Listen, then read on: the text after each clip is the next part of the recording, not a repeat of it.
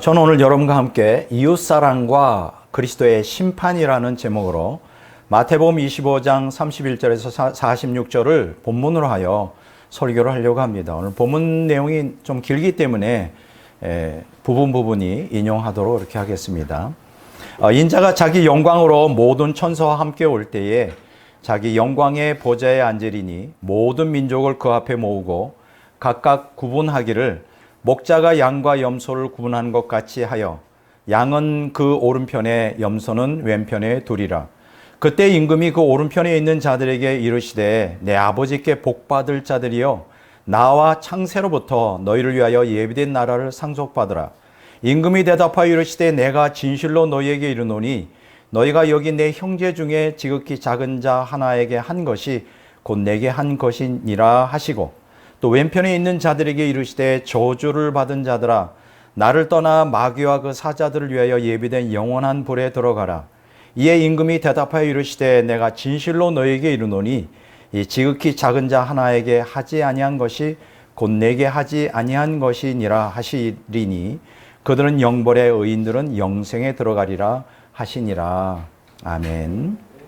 자, 오늘 저는 이웃사랑과 그리스도의 심판이라는 제목으로 이제 설교하려고 합니다. 그동안 저는 이웃사랑을 주제로 세 번에 걸쳐서 설교를 했습니다. 오늘이 그 주제의 마지막 설교가 되겠습니다. 혹시 여러분들이 기억하시는지 모르겠지만 첫 번째 설교는 하나님 사랑과 이웃사랑이 성경의 핵심적 가르침이다 말씀을 드렸어요. 그러니까 성경이 가르치는 전부가 하나님 사랑, 이웃사랑 이렇게 된다는 것이죠. 마태복음 22장 34절로 40절에 보면 그렇게 기록되어 있습니다. 자, 두 번째 설교는 하나님 사랑과 이웃사랑이 영생 얻는 길임을 제시하였습니다.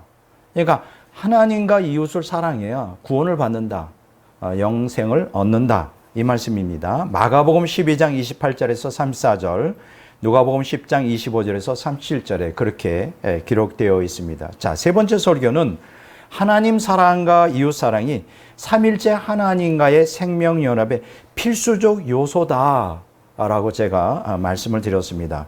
요한일서 3장 23절과 4장 7절에서 21절에 보면 이제 그렇게 기록이 되어 있습니다. 이제 오늘 마지막 설교인데 이 네 번째 설교는 하나님 사랑은 이웃 사랑으로 증명되어야 하며 이웃 사랑의 여부에 따라 영생과 영벌이 결정된다. 이것이 오늘 본문 말씀의 핵심이 되겠습니다. 마태복음 25장 46절에 있는 말씀입니다. 자, 이 첫 번째 설교는 세 번째 설교로 확장되고요. 두 번째 설교는 네 번째 설교로 확장됩니다. 그리고 이 네 편의 설교는 이웃사랑의 필연성과 목적성을 아주 뚜렷하게 보여주고 있습니다. 이 네 편의 설교만 가지고도 이웃사랑이 얼마나 중요한가 이것을 아주 충분하게 여러분들이 이해하고 또 납득할 수 있을 것입니다. 그런데 제가 이제 네 번에 걸쳐서 이러한 설교를 하는데요. 이 이웃사랑에 대한 성경의 그 엄중한 교훈과 경고는 사실 오늘 대다수 기독교인들은 굉장히 당혹스러워합니다. 좀 그러니까 쉽게 얘기하면 납득이 안 되는 거예요. 물론 저는 저희 주관적인 견해를 얘기하는 게 아닙니다. 다 성경에 있는 성경에 기록된 말씀을 좀 쉽고 뚜렷하게 이제 설명을 해드리는 건데 이러한 설교가 대다수 기독교인들에게 굉장히 거부감을 일으키고 당혹스럽게 한다는 거예요. 왜 그럴까요? 그 이유가 뭘까요? 그거는 18세기 계몽주의 시대 이후 오늘날까지 계속 지속되어 왔던 또 확장되어 왔던 인본주의적 물질주의로 말미암아 교회가 철저히 세속화되었기 때문입니다. 그러니까 제 설교가 은혜가 되고 맞습니다 라고 아멘으로 받아들이는 게 아니라 거부한단 말이에요. 너무 당혹스러운 거예요. 왜냐면 이런 설교를 사실은 어느 교회에서도 하질 않습니다. 사실 교인 목사님들이 바보 아닙니다. 교인들이 싫어하는 걸 왜 목사가 설교를 해요? 설교 안 합니다. 그러니까 이런 설교를 보통 교회에서는 들어보기가 굉장히 어려운데 왜 이런 설교를 싫어할까요? 간단합니다. 너무나 교회가 세속화되었어요. 너무나 교회가 이 세상 중심화되었다는 거예요. 자, 이 문제를 아주 심각하게 다룬 신학자 한 사람이 있습니다. 데이빗 웰스라고 하는 사람이 쓴, 제가 이제 오늘 책을 가지고 나왔는데 굉장히 재미있어요. 이 제목이 뭐냐? No Place for Truth예요. 이걸 이제 한국말로 번역하면 진리부재. 이 책도 역시 교회의 심각한 세속화를 다루고 있는 책인데, 지금 세속화의 본질을 아주 꿰뚫고 있는데 이게 뭐냐면 교회 안에 진리가 부재되어 있다는 거예요. 그러면서 이제 여기 부재로 붙인 게 뭡니까? 오늘 복음주의 신학에 무슨 일이 일어났는가? 그러니까 복음주의 신학이 변질되었다는 거예요. 세속화된 기독교인들에게 타협을 하면서 진리를 이제 선포하지 않는다는 거예요. 근데 이 책을 그냥 읽어도 너무나 좀 어렵습니다. 한국말로도 번역된데 읽어도 무슨 뜻인지 몰라요. 자, 그래서 제 전문이 뭡니까? 이렇게 어려운 내용을 쉽게, 이 사람이 도대체 무슨 말을 하는가, 이제 그걸 정리하는 게 이제 또 장기이고 또 전문적인 사람 아닙니까? 그래서 몇 줄로 제가 정리하겠습니다. 이 사람이 무슨 얘기하느냐, 이 책을 통해. 오늘날 교회가 세속화가 왜 됐느냐 하는 거예요. 그 이유는 신앙의 중심이 하나님에서 인간으로 변질되었기 때문이라는 거예요. 그리고 신앙생활의 목적이 하나님의 영광이 아닌 인간의 욕구 충족에 두었기 때문에 교회가 이렇게 세속화되었다는 거예요. 뭐 이런 교회의 세속화를 통해 하나님은 기독교인의 삶에서 주변 인물로 밀려나고 말았다는 거예요. 마지널 피플이라는 말 들어봤어요? 주변. 그러니까 중심이 아니라 우리 삶에 뭐 있어도 없어도 그냥 뭐 의미가 없는 주변 인물. 아웃사이더, 그렇죠? 그렇게 밀려나고 말았다는 거예요. 이제 이 책에서 그것을 지적한 후에 이 자아중심적 신앙의 결정적인 자아중심적 경건을 다루고 있어요. 이렇게 하나님이 이 기독교인의 삶에서 주변으로 밀려났다 하여 세속화되었다 그래서 하나님이 완전히 없어지는 건 아니에요. 여전히 인간은 종교성을 갖고 있어요. 근데 그 종교성을 무엇으로 포장하고 있느냐? 자기중심적 경건으로 포장하고 있다는 거예요. 그러니까 여기에는 자기중심적 경건의 핵심이 뭐냐면 하나님 사랑도 없고 이웃 사랑도 없는 거예요.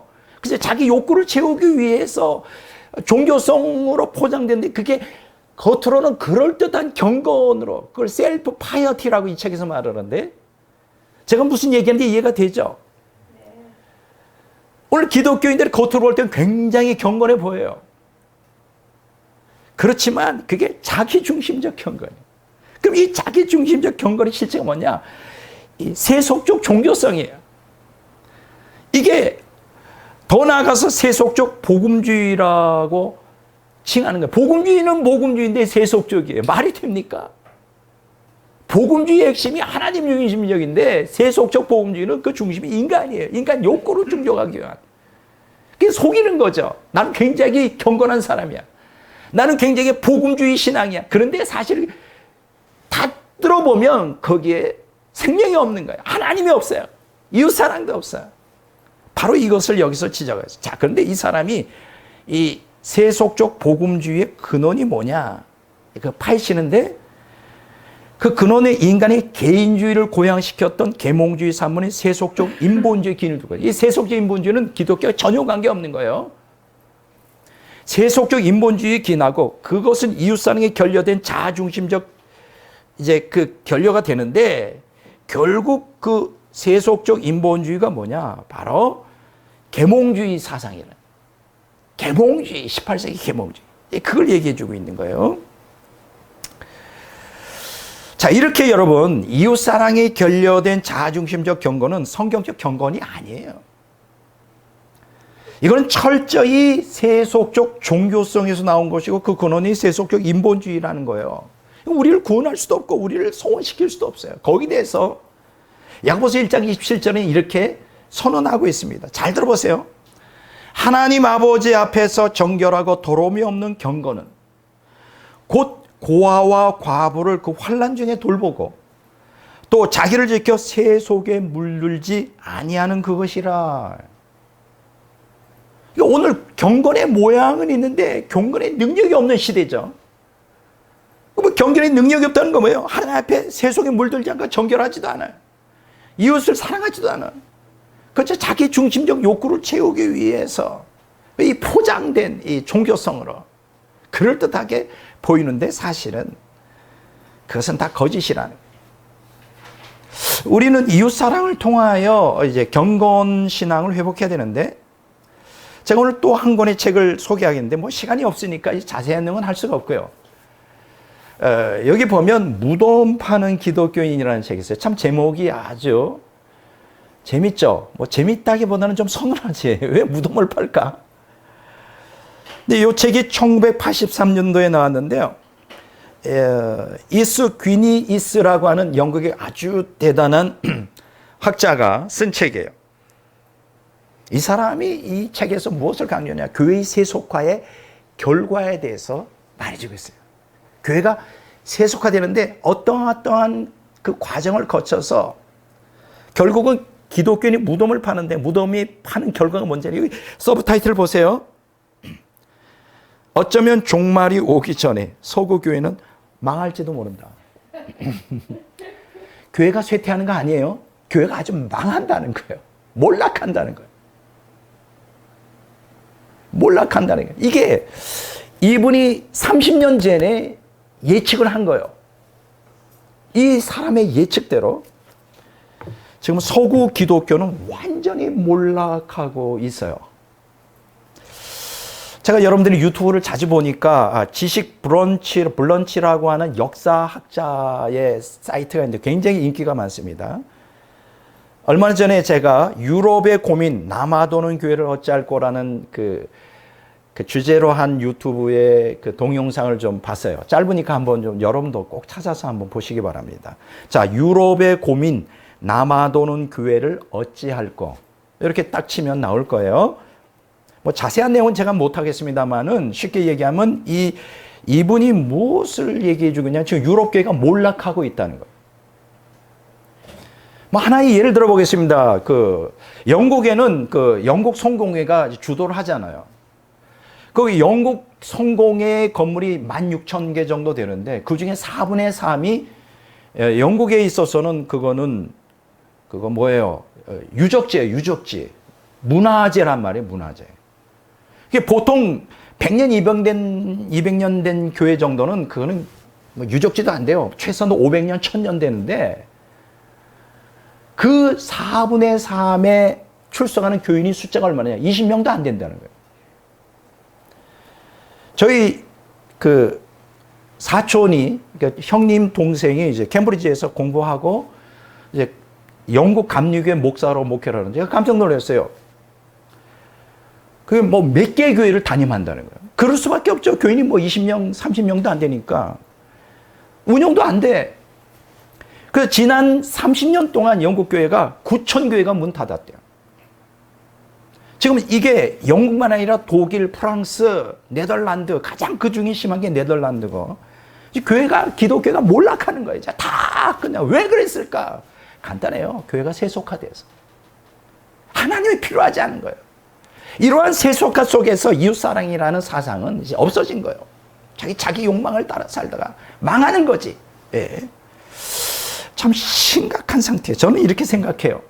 이렇게 종말이 다가올수록 탈기독교와 기독교가 이제 몰락하는 이 시대에, 그럼 기독교가 몰락한다, 하나님은 없어지는 건가?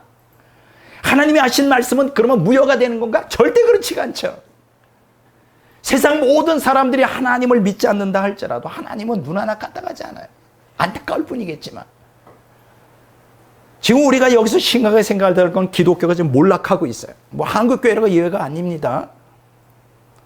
몰락하고 있어요. 그 얘기는 뭐냐? 이제 구원받는 기독교, 이제 예수 믿는 숫자가 아주 급속도로 적어지고 있고, 그와 더불어 이제 구원받는 영혼들이 이제 급속도로 줄고 있다는 거죠. 잘못하다가 노아의 홍수 때처럼 500~600만 그 노아의 시대의 사람 중에 8명만 구원받은 그런 사태가 벌어질지도 모르겠다. 물론 그 정도는 아니겠지만요. 그 얘기는 뭐냐? 지금 이 시대에 신앙을 지킨다는 게 참 쉽지 않은 시대예요. 난 여러분들이 복이 많다고 생각해요. 왜냐하면 지금 교회 생활하고 있잖아요. 또 여러분들이 복이 뭔지 알아요. 좀 부족하지만 복음의 진리를 듣고 있잖아요. 이게 얼마나 대단한 일이에요. 오늘 대다수 교회들이 복음을 전하지 않아요. 편안하다 안전하다가 그냥 적당히 믿어도 구원받아.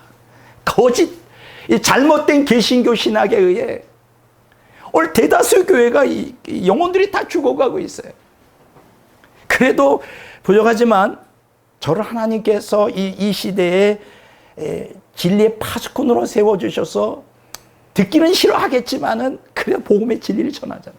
이게 얼마나 우리가 천국 갈 수 있는 이런 기회가 더 주어진다는 이 얼마나 큰 복이에요. 오늘 저는 그런 생각이 들어요. 세상 모든 사람들이 하나님을 버린다면 나는 절대 버릴 수 없어요. 왜냐하면 나 천국 가야 되잖아요. 나는 천국 가야 되잖아. 구원받아서 나는 천국 가야. 그러면 구원받아 천국 가려면 성경에 기록된 대로 믿어야 되잖아요. 그래서 저를 항상 난 너무 감사한 게 신학자로 세우신 게 너무 감사해요. 신학자가 아니었으면 그 바른 신학을 하는 신학자가 아니었으면 지금도 기웃거릴 것 같아요. 어떤 목사님이 진리를 전하나. 그걸 내가 어떻게 분별할 수 있냐고.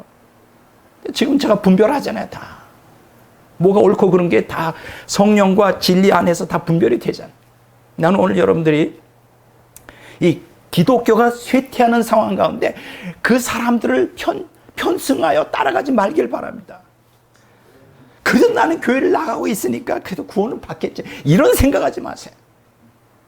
하나님은 숫자에 연연하지 않고 이 시대에도 진실로 하나님을 사랑하고 참된 신앙인을 찾고 있어요. 그 사람이 한 명이든 10명이든 그게 중요한 건 아니에요. 나는 여러분들이 이 시대, 구약 시대도 그렇고 신약 시대도 그렇고 이 종말 끝까지 남은 자 속에 속하기를 바랍니다. 소수지만 진리를 따라 십자가의 좁은 길로 천국을 향해 가는 정말 구원을 확실히 받아가는 그러한 소수의 무리에 나는 속하기를 난 여러분들이 바라요. 적은 무리여 두려워하지 말라. 아버지께서 너에게 하나님 나라를 너에게 주기를 원한다. 바로 그러한 칭찬을 듣는 깨어있는 소수의 깨어있는 성도가 되기를 바란다는 그런 의도로 저는 오늘 이 설교를 또 합니다. 자, 오늘 귀를 기울이시기 바랍니다. 오늘 이제 저는 마태복음 25장 31절에서 46절의 본문을 가지고 이제 설교하려고 합니다. 이 내용이 좀 길어요. 뭐 여러분들이 웬만하면 다 읽어봤고 너무나 유명한 비유이기 때문에 읽어봤을 거예요. 우리가 본문에 부제를 붙인다면 양과 염소의 비유다 이렇게 말합니다. 뭐 다 알아들으실 거예요. 근데 여기서 중요한 게 이 본문 해석에 어려움이 도사리고 있어요. 크게 두 가지 문제가 이제 우리가 읽으면서 해결해야 되는데 첫째가 뭐냐? 본문에 기록된 양과 염소가 도대체 누구냐? 이런 거예요. 본문에 양과 염소가 도대체 누굴까? 이거 좀 해석해야 되죠. 자, 한번 좀 본문을 좀 자세하게 들여보다 보겠습니다. 마태복음 25장 31절로 33절을 다시 읽어보겠어요. 인자가 자기 영광으로 모든 천사와 함께 올 때에 자기 영광의 보좌에 앉으리니 모든 민족을 그 앞에 모으고 각각 구분하기를 목자가 양과 염소를 구분하는 것 같이 하여 양은 그 오른편에 염소는 왼편에 두리라. 뭐 시작부터 굉장히 복잡합니다. 여기 보면 그리스도가 재림할 때 모든 민족을 모아가지고 양과 염소로 구분한다는 거예요. 뭐 그렇다면 이 본문 원문대로라면 신자든 불신자든 뭐 그 위에 전개되는 내용에 이렇게 비춰볼 때 이웃사랑의 여부에 따라 양과 염소로 구분한다는 말인지 온 세상 사람 모아놓고 그럼 양에 속하는 사람은 이웃사랑하는 사람, 염소에 속하는 사람은 이웃사랑하지 않는 뭐 그렇게 뭐 믿는 사람들 믿지 않는 사람 뭐 그런 얘기인지 아니면 우리가 흔히 생각하는 것처럼 양은 기독교 신자, 뭐 염소는 불신자를 지칭하는지 해석하기가 굉장히 좀 어렵다는 거예요.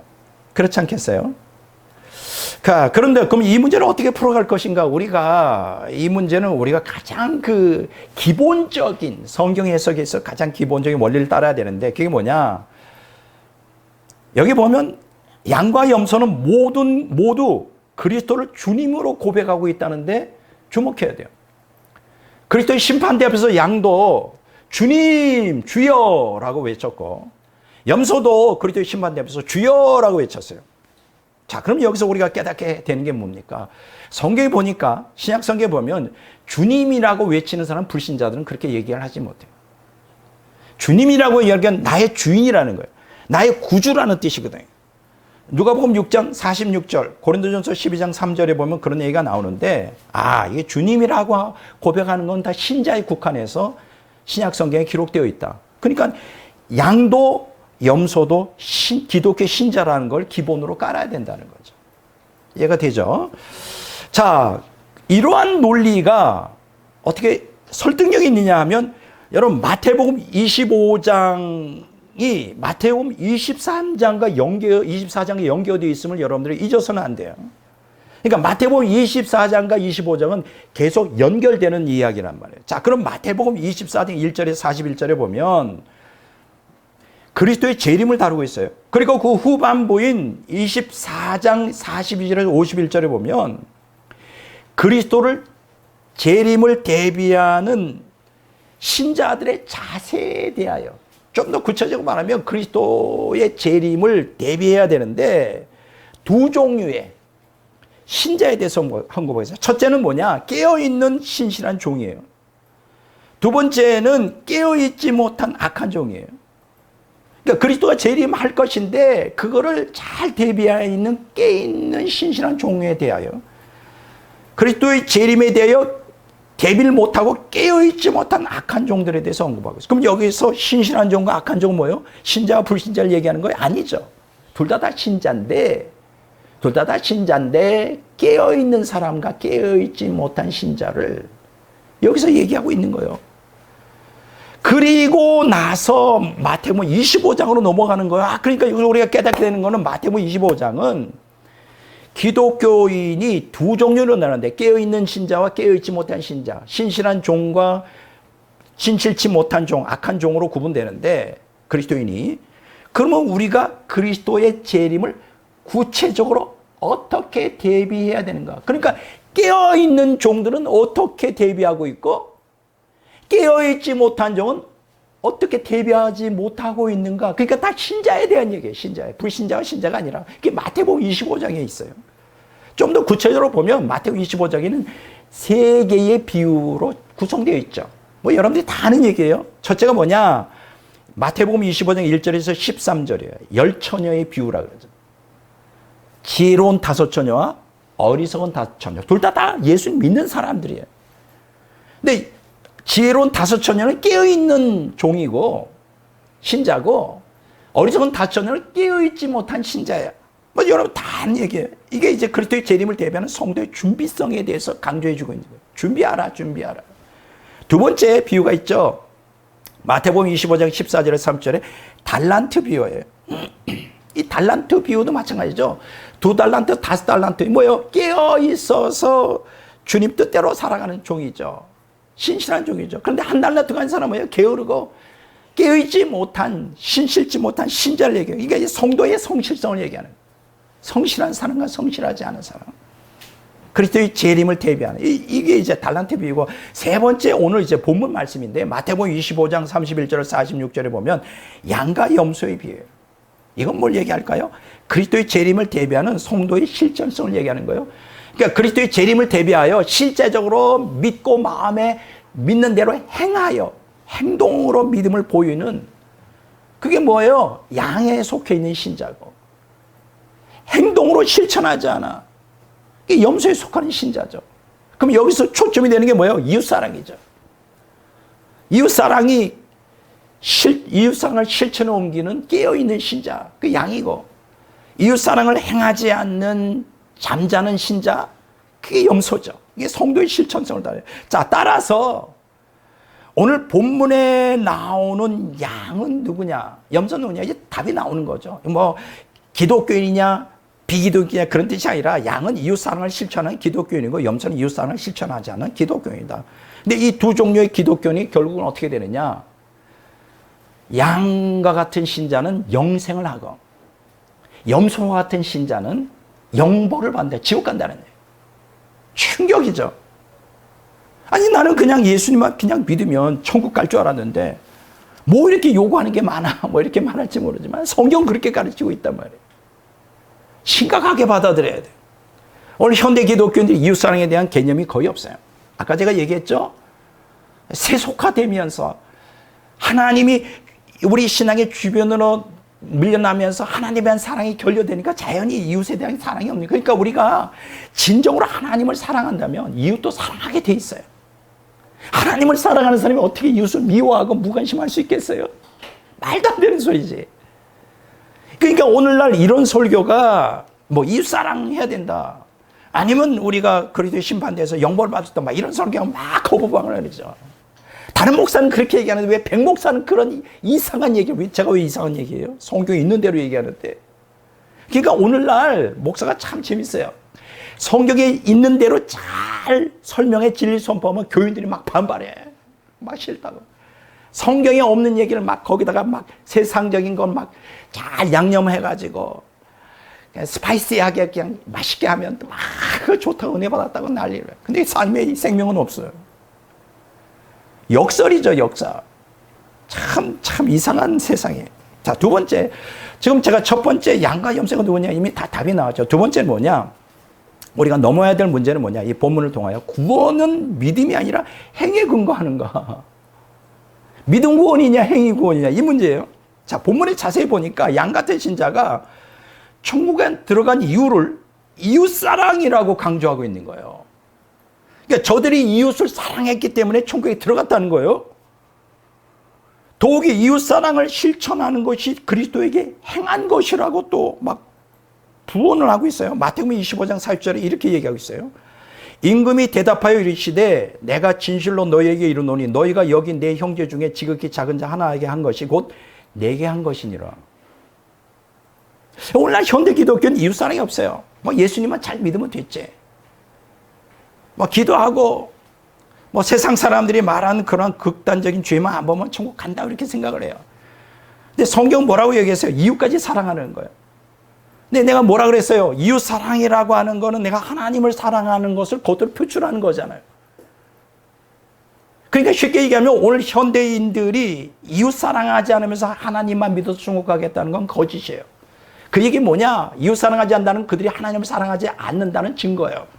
그러니까 종교성만 가지고 자기중심적 경건, 정교성만 가지고 천국 가려고 하는 이 어리석은 그것을 성경은 이제 경각심을 불러일으키려고 하는 거예요. 자, 오늘 여기 보니까 그 반대로 염소 같은 신자가 지옥에 떨어진 이유가 이웃을 사랑하지 않았기 때문이라는 거예요. 더욱이 이웃 사랑을 실천하지 않는 것이 그리스도에게 행하지 않은 것임을 못 받고 있어요. 자, 그러니까 여기 본문에 따르면 기독교인들의 이웃 사랑 여부가 영생과 영보를 결정한다고 분명하게 성경은 기록하고 있어요. 자, 그러면 여기서 이제 질문이 생기는 거죠. 구원은 믿음이 아니라 행위에 근거하는가? 뭐 이웃 사랑하지 않으면 지옥 간다며. 나는 예수님 믿는데 아니 믿음으로 구원받는 거지 행위에 근거하는가? 뭐 이런 질문이 생기는 거죠. 근데 성경 뭐라고 가르치죠? 구원이 행위가 아니라 믿음으로 말미암는다고 가르쳐요. 이건 무슨 얘기야? 자, 에베소 2장 8절 9절을 보겠습니다. 너희는 그 은혜에 의하여 믿음으로 말미암아 구원을 받았으니 이것은 너희에게서 난 것이 아니요 하나님의 선물이라. 행위에서 난 것이 아니니 이는 누구든지 자랑하지 못하게 함이라. 보세요, 그렇게 나오잖아요. 은혜로 믿음으로 구원받는 것이지 행위로 구원받는 게 아니다. 아, 그런데 백목사는 왜 자꾸만 행위 구원을 가르치냐? 아니에요, 제가 가르치는 거예요. 성경이 그렇게 가르치는데 그럼 뭐야? 성경이 서로 충돌하는 거예요? 그런 뜻이 아니겠죠. 제가 얘기하려는 건 행위 구원을 얘기하는 게 아니죠. 잘 보세요. 오늘 본문이 우리에게 강조하는 거는 행위 구원을 가르치는 게 아니에요. 이웃 사랑이라고 하는 것은 구원의 수단이 될 수가 없어요. 다만 이웃을 사랑한다는 것은 하나님을 사랑하는 증거이고 하나님을 사랑한다는 게 참된 믿음의 본질이라는 거예요. 그걸 가르치는 거예요. 그러니까 만일 우리가 예수님을 진짜 믿는다면 그 예수님을 진정으로 믿어 주님을 나의 주인으로 모셔드려 하나님을 사랑한다면 자동적으로 이웃사랑을 하게 되는 거죠. 물론 내 안에 옛사람이기 때문에 그냥 저절로 되는 건 아니에요. 영적 투쟁을 통해 자기를 부인할 때 이웃사랑이 가능한 거죠. 뭐 하나님 사랑도 마찬가지지만. 그러니까 여기서 제가 이웃사랑을 구원의 수단으로 보는 게 아니라 구원의 열매로 보는 거죠. 정말 예수님을 진실로 믿고 하나님을 사랑한다면 이웃을 사랑하는 거예요. 뭐 이웃 사랑하지 않는다는 건 뭐예요? 하나님 사랑하지 않는다는 거. 많은 사랑하지 않는다는 거. 뭐예요? 예수님을 진짜로 믿는 게 아니라는 거죠. 그 믿음이 가짜라는. 그걸 성경에서는 이렇게 말해요. 그러니까 구원받는 믿음을 소유한 기독교는 그 믿음을 행함으로 나타난다. 성경은 행함이 없는 믿음은 거짓 믿음이라고 규정해요. 제가 행위 구원을 얘기하는 게 아니라 믿음 구원인데 그 믿음이 본질이 행함으로 나타나야 된다. 야고보서 2장 14절 17절에 이렇게 얘기했죠. 내 형제들아, 만일 사람이 믿음이 있노라 하고 행함이 없으면 무슨 유익이 있으리요? 그렇죠? 그 믿음이 능히 자기를 구원하겠느냐? 만일 형제나 자매가 헐벗고 일용할 양식이 없는데 너희 중에 누구든지 그에게 이르되 평안히 가라, 덥게 하라, 배부르게 하라 하며 그 몸에 쓸 것을 주지 않으면 무슨 유익이 있으리요? 이와 같이 행함이 없는 믿음은 그 자체가 죽은 것이니라. 그 믿음이 아니라는 거예요. 여러분, 오늘 이 말씀을 깊이 생각하기 바랍니다. 오늘 현대인들의 문제는 뭐냐? 믿음에 대한 개념을 잘못 오해하겠네요. 믿습니다 하면 그렇게 구원이 아니에요. 믿는다는 것은 예수님이 인격으로 내 삶에 받아들인 거고 그 말씀에 순종하겠다고 결단하는 거고 삶으로 그것을 그대로 증명해 보이는 거예요. 그게 믿음이에요. 여기서 제가 얘기하는 건 행위 구원이 아니라 믿음 구원인데 믿음이 가짜이기 때문에 하나님 사랑하지도 않고 이웃 사랑하지도 않는다는 거예요. 그래서 결과적으로 염소 같은 신자는 이웃을 사랑하지 않았기 때문에 영벌을 받았는데 그 근문원을 쫓아들어가면 본질적으로 하나님도 사랑하지 않고 가짜 믿음, 자기를 속인 거죠. 이해가 되잖아요. 그렇죠? 자, 저는 오늘 이웃 사랑을 실천한 기독교인들을 좀 예를 들어보려고 합니다. 오늘 본문이 너무 길어서 지금 이제 중요한 핵심을 얘기해 주고 있는데 마태복음 25장 34절에서 36절, 40절에 이렇게 말씀했어요. 그때 임금이 그 오른편에 있는 자들에게 이르시되 내 아버지께 복받을 자들이여 나와 창세로부터 너희를 위해 예비된 나라를 상속받으라. 내가 주일 때 너희가 먹을 것을 주었고 목마를 때 마시게 하였고 나그네 되었을 때 영접하였고 헐벗었을 때 옷을 입혔고 병들었을 때 돌보았고 옥에 갇혔을 때 와서 보았느니라. 임금이 대답하여 이르시되 내가 진실로 너희에게 이르노니 너희가 여기 내 형제 중에 지극히 작은 자 하나에게 한 것이 곧 내게 한 것이니라. 여기서 내 형제는 누굽니까? 예수 믿는 사람이에요. 제가 이웃이 누구냐고 말했죠? 예수 믿는 사람이에요.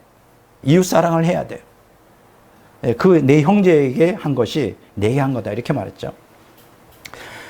이 짧은 시간에 참 이 2000년 역사를 보면 하나님을 사랑하는 마음을 이웃 사랑으로 이렇게 확장시켜서 삶에 정말 감동을 주는 간증들이 엄청 많습니다. 뭐 개신교도 그렇지만 로마 카톨릭도 있어요. 근데 이 짧은 시간에 제가 두 사람의 실제 예를 간단하게 설명해 드리겠어요. 한 사람은 뭐냐? 이현필이라는 사람이에요. 이현필, 아픔을 느끼는 사랑의 실천자죠. 뭐 이 사람에 대해서 뭐 영성을 하는 사람들은 너무 잘 알지만 보통 사람들은 잘 몰라. 이현필이 누구야? 목사도 아니에요. 평신도인데 영적 지도자죠. 예수를 믿고 예수처럼 살은 사람이에요. 1913년에서 1964년까지 살았으니까 굉장히 짧은 인생을 살았죠. 51에 이 땅을 떠났으니까. 제가 그분 이야기를 소개해 드리겠어요. 어떻게 이웃사랑을 실천했는가. 이연필과 그의 제자 김준호는 신학교 기숙사로 사용하는 건물에 함께 살았어요. 근데 그때가 겨울이었는데 얼마나 춥겠어요. 근데 온돌방에 불을 떼지 않아서 뼈가 시리게 차가웠습니다. 밖에는 계속 하루 종일 눈이 펄펄 내리고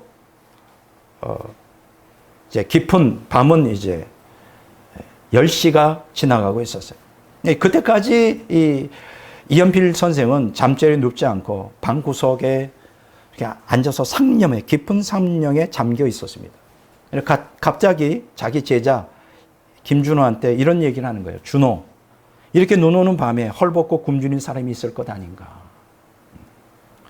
이 김준호는 선생의 눈치를 살피며 이런 얘기를 했습니다. 오늘 그렇지 않아도 제가 종일 거리를 다니면서 본 사람 중에 양림다리 밑에, 양림이라는 다리 이름이 있어요. 밑에 누워 앓고 있는 거지가 있었어요. 덮을 것도 없이 이런 추위에 얼어 죽을 것 같아요. 뭐 이런 얘기를 했어요. 이러한 제자의 말을 듣자 이연필은 방 구석에 있던 단 한 채, 이제 둘이서 깔고 덮고 자는 이불이 있어요. 이 한 채를, 그거밖에 없었는데 그 이불을 김준호 쪽으로 밀어 보내면서 이런 얘기를 합니다. 준호, 이것을 가지고 가서 덮어주고 오시오. 잘 들어보세요. 눈 오는 겨울밤 선생과 제자 둘이서 덮고 자는 이불마저 주라는 거예요. 이때 김준호가 이런 마음의 고백을 했답니다. 내가 어째서 주책 없이 그런 대답을 했던가 생각하면서 깊이 후회했다는 거예요. 그렇지 않겠어요? 그렇지만 선생이 시키는 대로 김준호는 이불을 메고 눈에 미끄러지면서 다리 밑에 병든 거지에게 덮어주고 돌아왔습니다. 어떻게 됐을까요? 이 두 사람은 그 후 일주일간 새 이불이 생길 때까지 이불 없이 그냥 잠을 잤어요. 그냥 냉골에. 제가 김준호 선생을 한번 뵌 적이 있어요. 정말 대단한 분이더라고요. 그러니까 얼굴에서 광채가 나. 야, 기독교인이라면 이렇게 살아야 된다. 제가 생각을 했습니다. 이게 바로 이웃사랑이에요. 우리는 보통 이웃사랑은 내가 많은 것에서 줘야 된다고 생각하는데 그렇지 않아요. 그냥 그리스도의 사랑에, 하나님의 사랑에 이게 북받치면 그냥 자기 희생이 나오는 거예요. 이게 이웃사랑의 본질이거든요. 자, 두 번째, 이웃사랑을 실천한 원종수 권사를 제가 소개하겠습니다. 이분은 지금 목사가 되었어요. 1951년생인데 아직 살아계신 거로 알고 있습니다. 이분은 암 전문의죠. 미국에 유학 가서 암 전문의로 활동했던 분인데 목사가 됐어요. 이 사람이 고등학교 시절에 그 체험을 이렇게 기록하고 있어요. 어느 날 어머니가 이제 새벽 기도회에서 다녀오면서 어떤 장님 할아버지를 모시고 오셨어요. 그때가 1968년 1월이었어요. 매우 춥죠. 여러분, 내가 기억하기에 굉장히 추운 때가 아니었나, 1968년. 저는 홍제동에 살았는데 눈이 굉장히 많이 왔고 엄청 추운 겨울이 있었어요. 아마 그때 같은 것 같아요. 그 할아버지는 교회 가는 길목에 이렇게 항상 떨고 구걸을 하던 분인데 이제 어머니가 매일 새벽 기도 왔다 갔다 하면서 눈여겨봤겠죠. 굉장히 망설였던 거예요. 그러나 마음은 안타까워서 어쩌면 좋아. 너무 추운데. 아마 오늘따라 굉장히 추우니까 아마 얼어 죽을지도 모르겠다 이렇게 생각해서 이제 무조건 데려온 거예요. 근데 사실 이 원종수 어머니도 싹바느질로 아버지 없이 싹바느질로 굉장히 가난한 상황이었어요. 그런 가운데서 아마 그리스도의 사랑에 북받쳐서 어떻게든지 그 할아버지에 대한 사랑을 실천하려고 한 거죠. 무조건 데려온 거예요. 뭐 집이라고 있습니까? 방 하나에 전부 다 사는데. 근데 이 원종수가 너무 기가 막혀서 처음으로 이때 화를 어머니에게 했대요.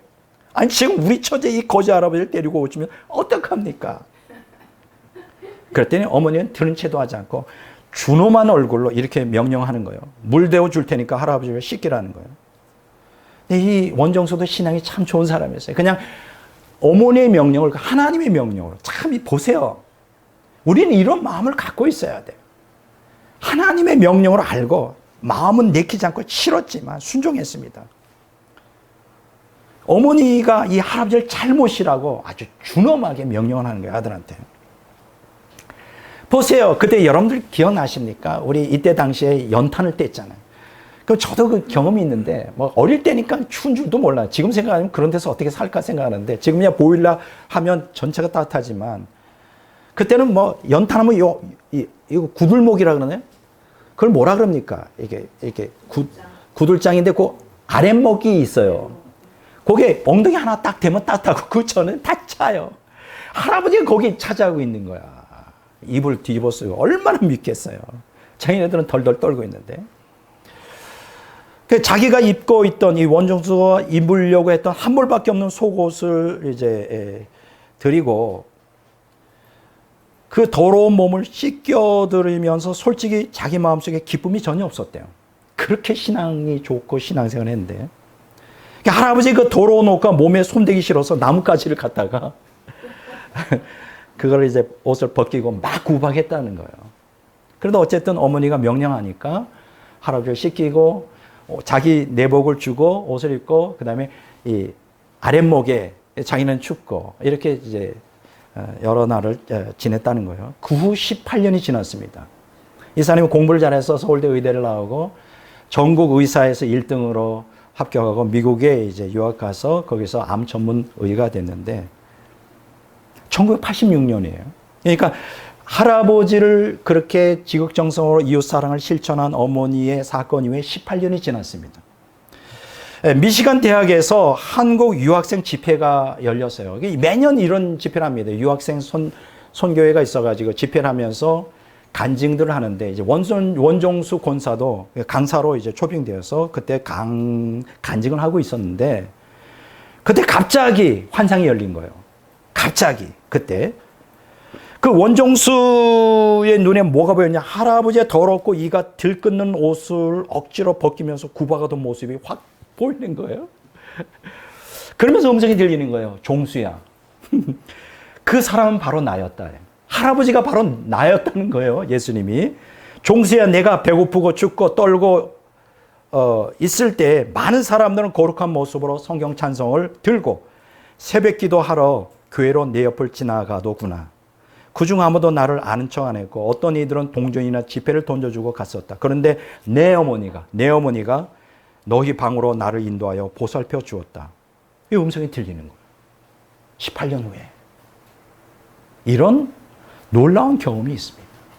나는 믿습니다. 비록 탈기독교화 시대에 기독교가 몰락하고 기독교인들 숫자가 급속도로 저하되는 참된 신자를 찾기 어려운 시대에도 바알에게 무릎 꿇지 않은 7,000명처럼 남은 자가 있을 것이다. 진실한 신앙으로 새 속에 물들지 않고 세상의 흐름에 편승하지 않으며 오직 하나님 말씀을 따라 정말로 진실한 신앙으로 살아계신 하나님을 뜨겁게 사랑하면서 그로 인하여 이웃을 사랑하면서 헌신적인 희생을 하는 남은 자가 있다는 거예요. 나는 그 남은 자들 속에 우리가 포함되기를 바라는 거예요. 뭐 다른 사람들한테 왜 내가 해야 돼? 이런 거 하지 말고 뭐 보통 교회 다닐 사람 다 그렇지 뭐. 왜 굳이 이렇게 백 목사는 이 힘든 설교를 하고 나에게 이렇게 강요하는 거야? 이런 생각하지 말고 성경 말씀만이 진리이고 이 진리를 따라 살 때만 천국이 확보가 되니까 우리 정말 제발 천국 같이 가자는 거예요. 제가 이제 설교하는 그 내용이 바로 그게 목적이었어요. 두 번째, 참 재미있어요. 심판날에 담대함을 갖기 위한 이웃사랑. 제가 아까 얘기했잖아요. 믿는 모든 성도들은 그리스도의 심판대 앞에 서야 된다는 거. 그 사람의 진실한 신앙과 가짜 신앙의 여부에 따라 천국과 지옥이 결정된다는 거. 여러분 한번 생각해 보세요. 그리스도의 심판대 앞에 섰을 때 얼마나 두려울까요? 그렇죠? 저도 그렇게 쉽지 않을 것 같아요. 그 거룩한 하나님 앞에 나의 그 태어날 때부터 죽을 때까지 모든 게 다 드러나는데 얼마나 두려울까? 자, 그런데 여러분, 어쨌든 성경은 모든 그리스도인들이 그리스도의 심판대 앞에서 이제 심판을 받아야 된다고 얘기해요. 선악간에. 고린도후서 5장 10절에 이런 얘기했어요. 이는 우리가 다 반드시 그리스도의 심판대 앞에 나타나게 되어 각각 선악간에 그 몸으로 행한 것을 따라 받으려 함이라. 몸으로 선과 악을 행한 것에 따라 받는 거예요. 그러니까 우리가 뭐 이렇게 생각해요. 나 큰일 났다. 나 과거에 수없이 많은 죄를 범했는데 어떡하지? 걱정할 필요 없어요. 회개하면 돼요. 지금부터라도 바르게 살면 돼요.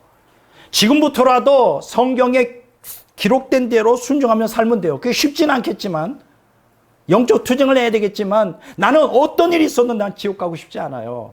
난 천국 갈래요 라는 이 결심을 가지고 천국 가기 위해서 내가 어떤 희생도 어떤 각오도 하겠어요 라는 마음만 먹으면 천국 갈 수 있어요. 과거에 어떻게 살았든 중요하지 않습니다.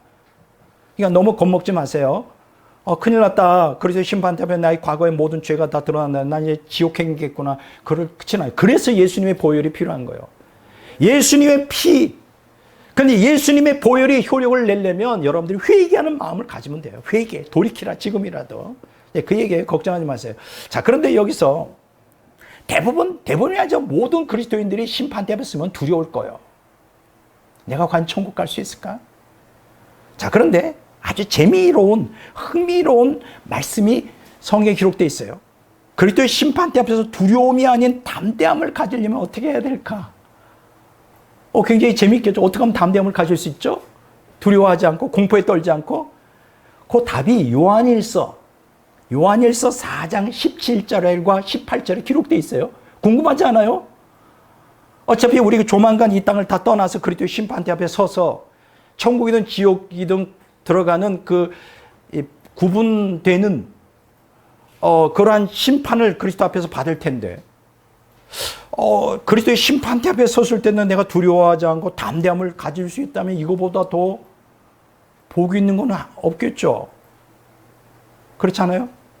난 그렇다고 생각해요. 오늘 우리가 인생을 살면서 많은 기독교인들이 두려워해요. 내가 과연 천국 들어갈 수 있는 신앙을 갖고 있을까? 나 예수님을 그렇게 수십 년 믿었는데 지옥 가면 어떡하지?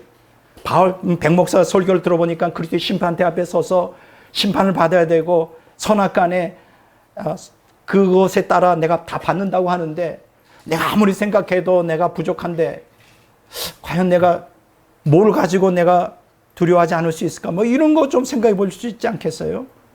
나는 그렇게 생각하는데. 근데 요한일서 4장 17절 18절에 보면 담대함을 가질 수 있는 비결을 말씀드려요. 잘 들어보세요. 읽어볼게요. 이로써 사랑이 우리에게 온전히 이루어진 것은 우리로 심판날에 담대함을 가지게 하려 함이니 주께서 그러하신 것 같이 우리도 이 세상에서 그러하니라.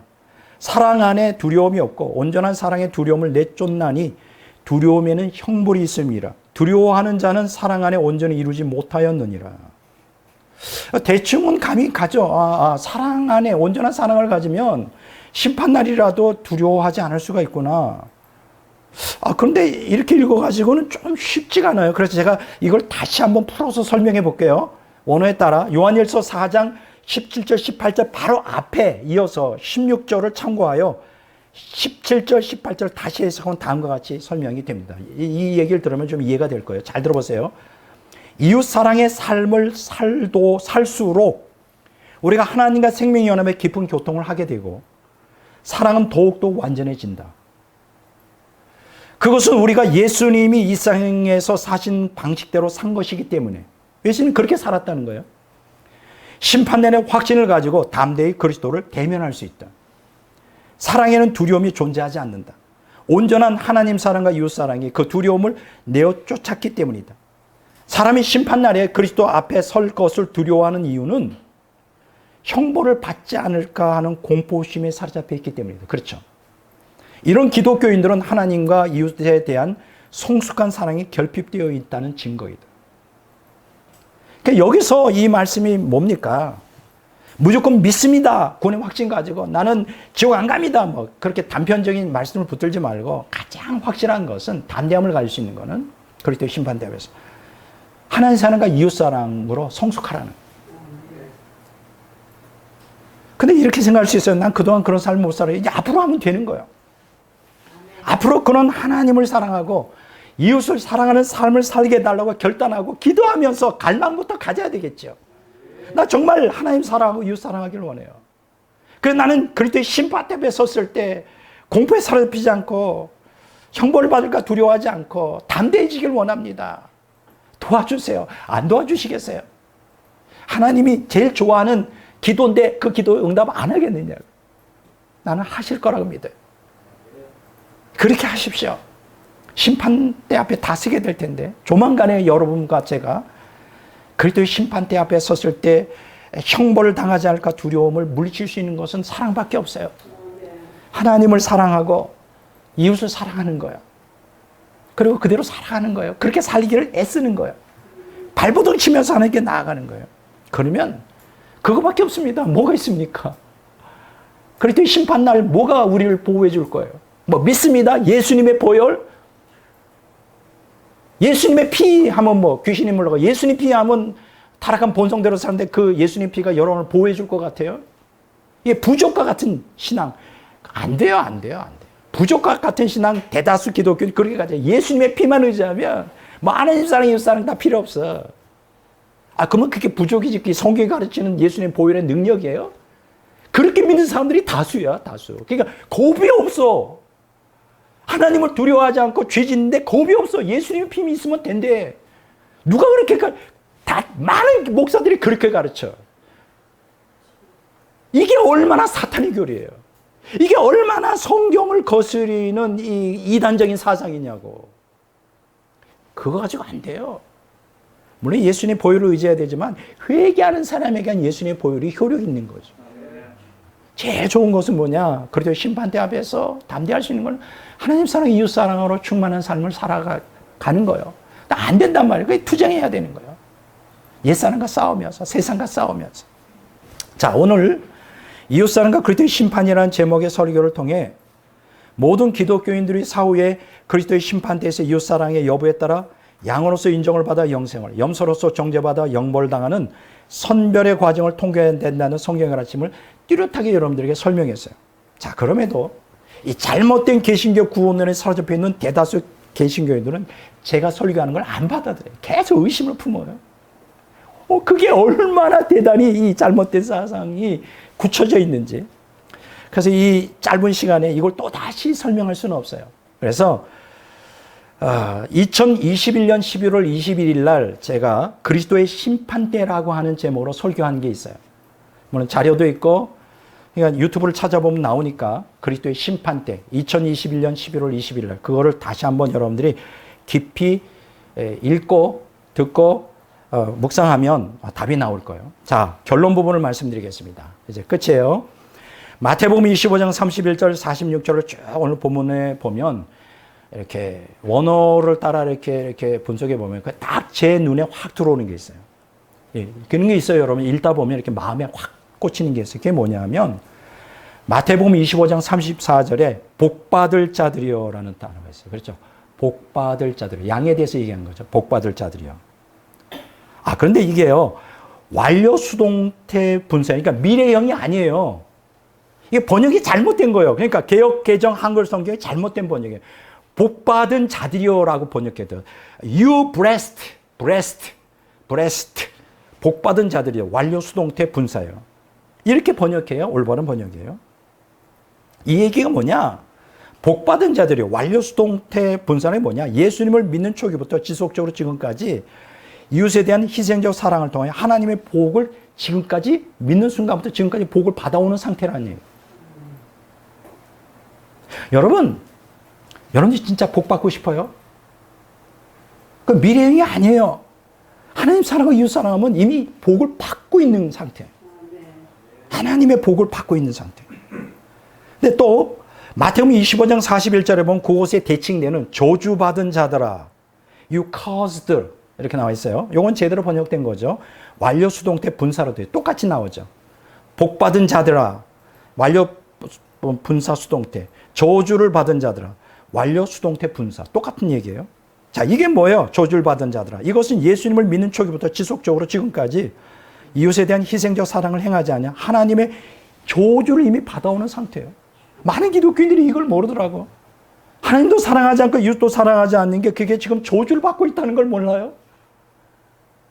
이미 그리스도의 심판을 통하여 영벌로 들어가는 길에 접어들었다는 걸 몰라요? 여러분, 만약 여러분과 제가 잘못된 길로 가서 그게 내가 멸망이라면 그 빨리 벗어나려고 할 거 아니에요. 큰일 났다. 그렇지 않아요? 괜찮을 거야. 이 결승점에서 획기적인 전환점이 있겠지? 천만에 그런 거 없어요. 많은 기독교인들이 지옥을 향해 가고 있어. 잘못된 신앙 때문에. 하나님 말씀을 왜곡하고 이 거짓된 이 개신교 구원론 때문에, 뭐 구원론이 다 잘못됐다는 건 아니겠지만 지옥을 가고 있는데도 지옥 가고 있다는 걸 몰라요. 빨리 돌이키셔야 돼요. 여기 저주받은 자들아라는 거는 최종적인 심판의 결과가 아니에요. 하나님 사랑하지 않고 이웃 사랑하지 않아서 이제 이미 저주를 받고 있는 상태예요. 과거에 받아왔고 앞으로도 계속 받고 그냥 내버려 두면 결국은 지옥 가는 거예요.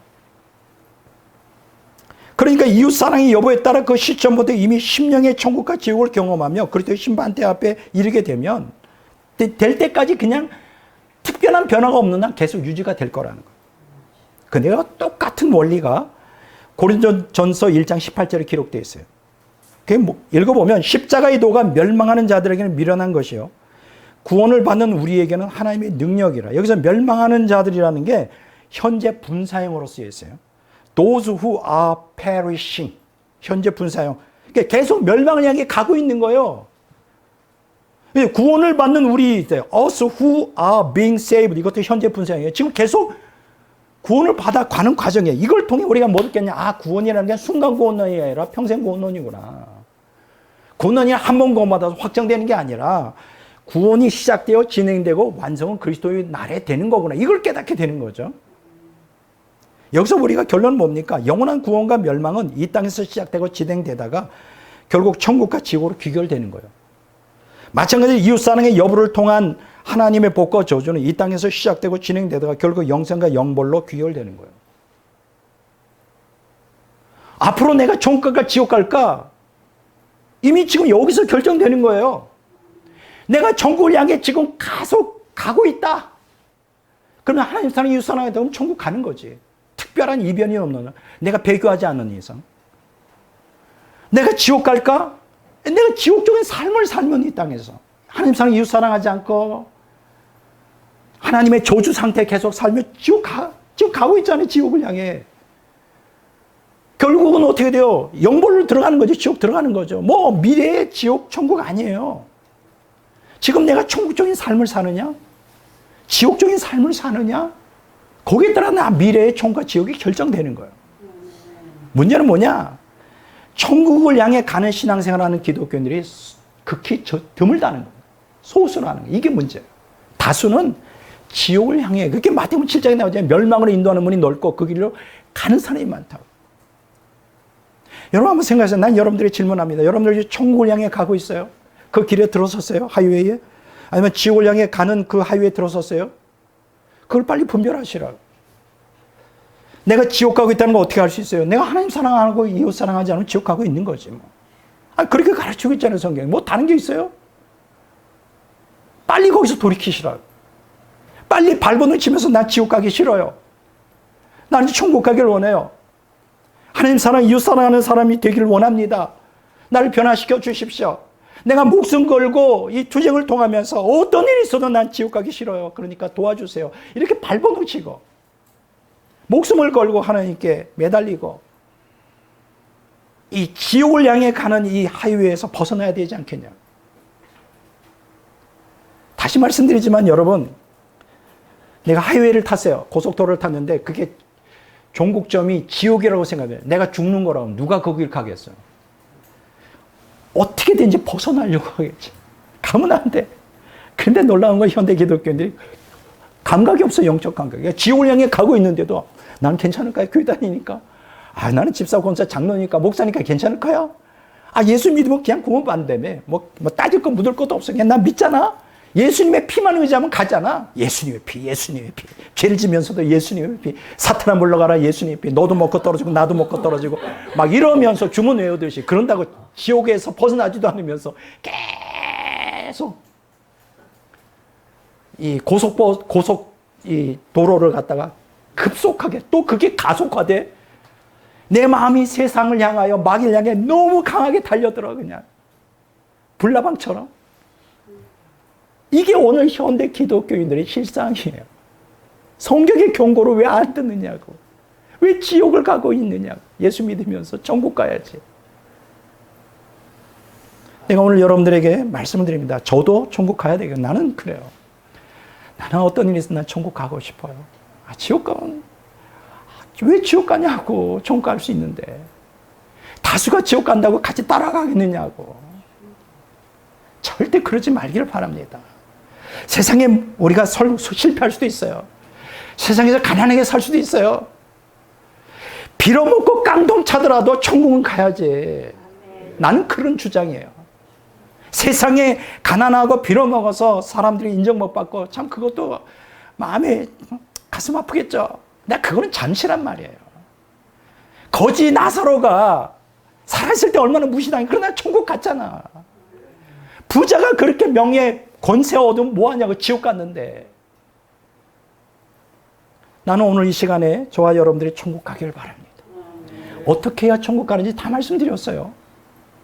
그런 삶을 못 살았고 죄 가운데 살았다면 돌이키면 돼요.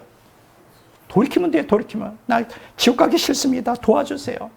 여러분 지금 죽는 병상 안에 있잖아요. 제가 유튜브를 보니까 어떤 아주 그 악한, 평생을 악하게 살았던 어떤 아저씨가 있는데 죽을 병이 들어서 이제 오늘날에. 근데 이 사람이 갑자기 숨이 잠깐 멎은 상태로 지옥을 잠깐 보고 왔어요. 지옥을. 자기가 지옥에 떨어진 거예요. 숨이.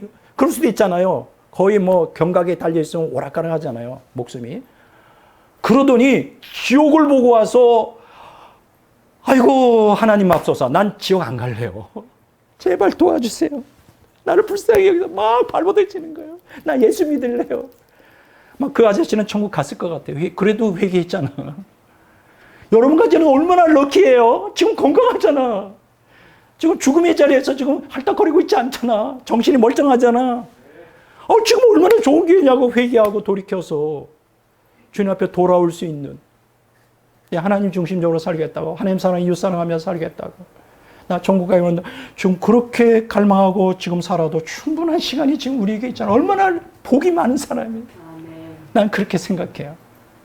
오늘 이 설교를 저와 여러분들이 경홀히 여기지 말고 떠내려 보내지 말고 마음에 꼭 간직하여 우리 모두가 복받은 자들이여라는 칭찬을 받아 영생하는 저와 여러분들 되시기를 주의 이름으로 축원합니다.